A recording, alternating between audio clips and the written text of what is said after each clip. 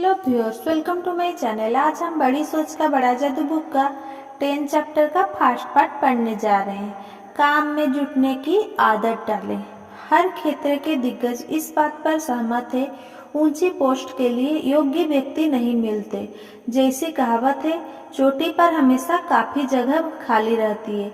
एक एग्जीक्यूटिव का कहना था कि बहुत सारे लोगों में तकनीकी काबिलियत न तो होती ही है, परंतु उनमें सफलता के एक मूलभूत तत्व की कमी रहती है।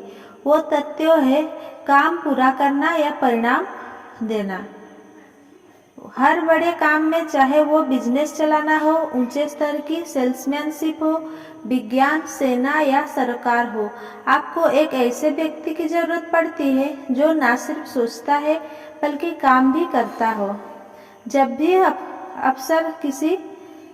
अफसर किसी महत्वपूर्ण कर्मचारी की नियुक्त करते हैं तो वे अक्सर इस तरह के सवाल पूछते हैं: क्या वो यह काम कर पाएगा? क्या वो पूरा काम कर सकता है? क्या वो खुद ही काम में जुटा रहेगा या उसे बार बार याद दिलाना पड़ेगा?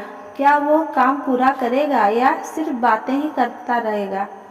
इन सारे सवालों का लक्ष्य एक ही है, यह पता लगाना कि क्या वो व्यक्ति कर्मठ है, क्या वो व्यक्ति काम का है। उत्कृष्ट विचार ही पर्याप्त नहीं होते।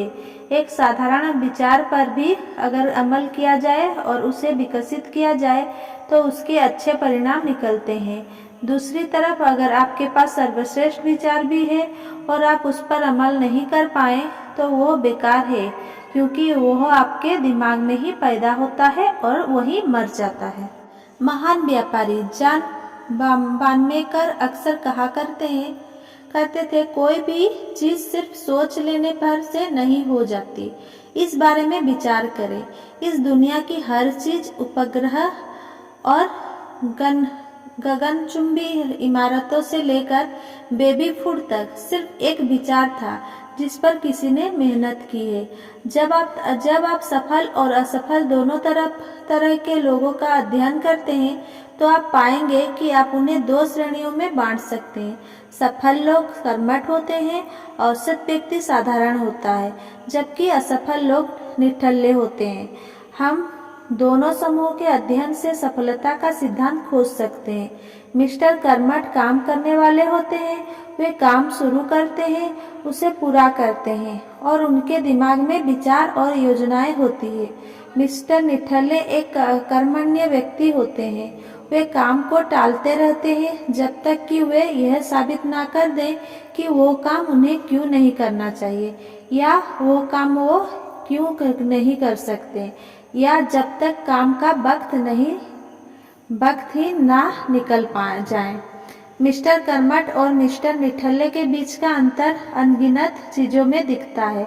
मिस्टर कर्मठ छुट्टियां मनाने की योजना बनाते हैं, वे छुट्टियां मनाकर आ जाते हैं। मिस्टर निठल्ले छुट्टियां मनाने की सोचते हैं, परंतु वे उसे अगले साल तक के लिए टाल देते हैं। मिस्टर का निर्णय लेते हैं कि उन्हें नियमित रूप से चर्च जाना चाहिए और वह ऐसा करते हैं। मिस्टर नी सोचते हैं कि चर्च जाना एक अच्छा विचार है, परंतु वे ऐसा करने से किसी न किसी कारण से बचते रहते हैं। मिस्टर का महसूस करते हैं कि उन्हें किसी की उपलब्धि पर उसे बधाई देनी चाहिए। वे चिट्ठी लिख देते हैं। मिस्टर नी को चिट्ठी लिखने के बचने का कोई बहाना मिल जाता है और वे चिट्ठी कभी नहीं लिख पाते। यह अंतर बड़ी चीजों में भी साफ दिखाई देता है। मिस्टर का अपना खुद का बिजनेस खड़ा करना चाहते हैं, वे ऐसा कर लेते हैं। मिस्टर नी भी खुद का बिजनेस खड़ा करना चाहते हैं, परंतु उन्हें समय रहते ही कोई ऐसा बेहतरीन बहाना मिल जाता है जिसके कारण वे कभी ऐसा नहीं कर पाते हैं। मिस्टर का 40 साल की उम्र में किसी नए काम में हाथ डालने का फैसला करते हैं, वे ऐसा सफलतापूर्वक कर लेते हैं। यही विचार मिस्टर नी के मन में भी आता है, परंतु वे इस बात पर सोचते ही रहते हैं और कभी कुछ कर नहीं पाते हैं। इन दोनों व्यक्तियों यानी कि मिस्टर कर्मठ और मिस्टर निठल्ले के बीच का अंतर हर तरह के व्यवहार में भी साफ झलकता है। मिस्टर को जो काम करना चाहते हैं वे उसे करके दिखा देते हैं और इसके फलस्वरूप उन्हें आत्मविश्वास, अंदरूनी सुरक्षा की भावना, आत्मनिर्भरता और ज्यादा आमदनी इत्यादि चीजें मिलती है। मिस्टर नी कभी भी अपना मनचाहा काम नहीं कर पाते क्योंकि वे काम करना शुरू ही नहीं करते।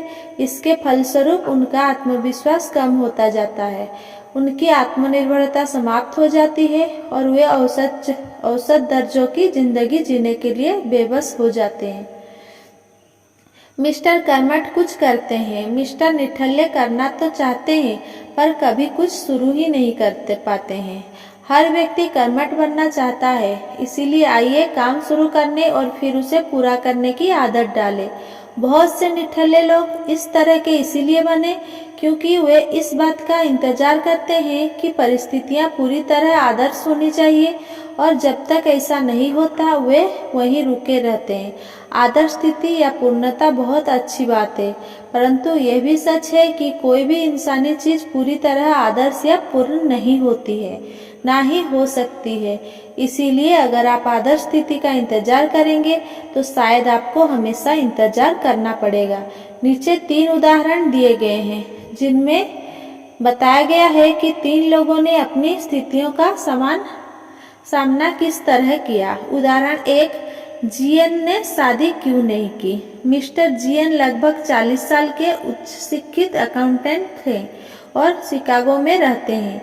जीएन की शादी करने की बड़ी इच्छा है, वे साहचर्य, घर, बच्चे चाहते हैं। जीएन कई बार शादी के बहुत करीब आ गए थे। एक बार तो उनकी शादी को सिर्फ 1 दिन बचा था, परंतु हर बार जब भी शादी की तारीख करीब आती थी उन्हें कोई ना कोई ऐसा बहाना मिल जाता था जिसके कारण वो उस लड़की से शादी करने से इनकार कर देते थे। भगवान का शुक्र है कि मैं वो गलती करने से बाल बाल बच गया। इसका एक दिलचस्प उदाहरण यह है, 2 साल पहले जीएन ने सोचा कि आखिरकार उसे सही लड़की मिल गई है। वो आकर्षक, खुशमिजाज और बुद्धिमान थी, परंतु जीएन को यह सुनिश्चित करना था कि इस लड़की के साथ शादी करना पूरी तरह सही होगा। जब वे एक शाम को शादी की योजना पर चर्चा कर रहे थे तो लड़की ने कुछ ऐसी बातें कही जिनसे जीएन को चिंता होने लगी। तो यह सुनिश्चित करने के लिए कि वो सही लड़की से शादी करने जा रहा है, जीएन ने 4 पेज का एक एग्रीमेंट लिखा जिस पर लड़की को शादी से पहले साइन करने थे। इस एग्रीमेंट में कुछ शर्त थी और टाइप किया हुआ यह दस्तावेज जीवन के हर पहलू के बारे में था। धर्म वाले खंड में कुछ शर्तें थी, वे कौन से चर्च में आ जाएंगे, वे कितने बार चर्च जाएंगे, वे कितना दान देंगे। दूसरे खंड में बच्चा को योजना बनाई गई थी, उनके कितने बच्चे होंगे और कब होंगे। पूरे विस्तार से जीएन ने यह रूपरेख बना ली थी कि उनके किस तरह के दोस्त होंगे, उनकी भावी पत्नी किस तरह की नौकरी करेगी, वे लोग कहाँ रहेंगे, किस तरह की उनकी आमदनी खर्च की जाएगी। दस्तावेज के अंत में जीएन ने आधे पेज में उन आदतों को लिखा जो लड़की को या तो छोड़नी पड़ेगी या सीखनी पड़ेगी। इनमें धूम्रपान, शराबखोरी, मेकअप, मनोरंजन इत्यादि थे। जब जीएन की भाभी दुल्हन ने उसका यह अल्टीमेटम देखा तो उसने वही किया जो आप और हम सोच रहे हैं। उसने एक नोट लगाकर इसे वापस भिजवा दिया। हर एक के लिए सामान्य विवाह की यह शर्त ही काफी है कि अच्छे और बुरे वक्त में हम साथ साथ रहेंगे, और यह मेरे लिए भी पर्याप्त है। अब मुझसे शादी की बात भूल जाए। जब जीएन मुझे अपना अनुभव सुना रहा था तो उसने चिंतित होकर कहा, अब आप बताएं, एग्रीमेंट लिखकर मैंने क्या गलती कर दी। आखिर शादी एक बड़ा फैसला है, आपको यह फैसला बहुत सोच समझकर करना चाहिए। परंतु जीएन गलत था। आप बहुत ज्यादा सोच समझकर चलेंगे, बहुत ज्यादा सावधान रहेंगे तो शादी ही कि आप दुनिया के हर क्षेत्र में असफल रहेंगे। आपकी अपेक्षाएं आसमान छू रही होगी। जीएन का शादी के बारे में भी वही नजरिया था जो अपनी नौकरी के बारे में था, अपनी बचत, अपने दोस्त या किसी और चीज के बारे में था। समस्याएं पैदा होने से पहले ही उन्हें पूरी तरह खत्म कर देने की पर्याप्त योग्यता सफल व्यक्ति में नहीं पाई जाती, परंतु समस्याएं पैदा होने के बाद उन्हें सुलझाने की योग्यता हर सफल व्यक्ति में पाई जाती है। अगर हम कोई काम शुरू करने से पहले सारी उम्र इंतजार नहीं करना चाहते तो बेहतर होगा कि हम पूर्णता के साथ समझदारीपूर्ण समझौता करने के इच्छुक रहे। पुलों को तभी पार करें जब वे जाएं। यह सलाह काफी समय से दी जा रही है और यह अब भी उतनी ही सही है जितनी कि यह 200 साल पहले सही थी। Thank you.